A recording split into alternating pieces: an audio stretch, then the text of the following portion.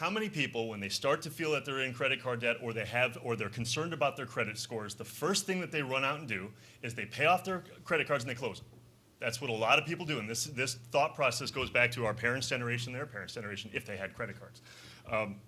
And it's a common mistake that a lot of people make, because what you have to understand is having a certain amount of debt is what lenders want to see.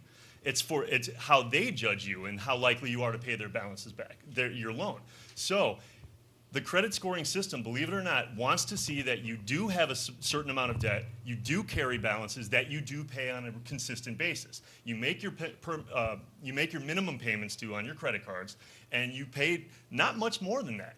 Because ideally, credit card lenders or bank lenders or mortgage companies, whoever, if they're going to loan you $500,000, the last thing they want to hear is that you're going to pay it off by the end of the year.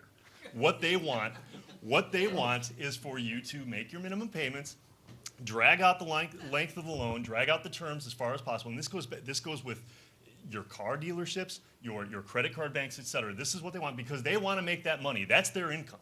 So structuring your debt, as Tim mentioned, is important that you do keep, and there are statistical tools that I will explain later, and they're in my handouts, that show what you should ideally have on your credit cards.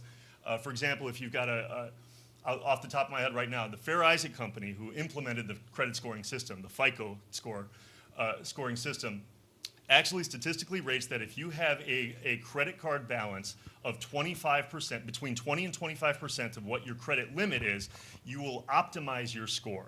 In other words, having a balance over 25% will give you a slightly lower credit score, but having one under 20%. In other words, if you pay off all your credit cards, you will have a lower score than somebody that has a couple of credit cards open with small balances on them and pays their bills on time. Now, did you hear that? Yeah. That is a huge point. Thank you.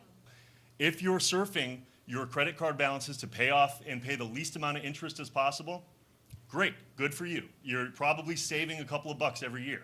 But if you're thinking about buying a home, 6 months to 12 months before you start to look at that purchase, diversify your debt. Spread it out, make your minimum payments, show the credit scoring system and the people that use it that you're a good candidate, because they can make money off.